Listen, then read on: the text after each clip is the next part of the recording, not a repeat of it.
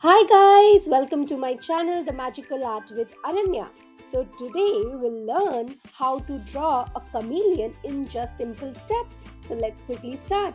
First we'll draw one straight line and another straight line, then we'll draw an arc for the face and arc for the body. Oh, that was so simple. Let's add the eyes with the circle, the tongue, and then let's add the tail. See, this is so quick and so simple. Do you know the chameleon basically changes its color according to the surrounding to attract its prey so that it can feed itself with the prey, and wherever it sits, if it sits on a flower, it will change its color according to the flower. So it's like you can't identify it very easily. It has a super talent, right? This is so nice. So let's add the leaves to the branch of the tree. Here we'll color the chameleon in different colors. Let's add the sun and let's complete the tree. See, this is so simple. Everybody can draw this, right? And see, we have colored it in the various colors to make it look beautiful and bright.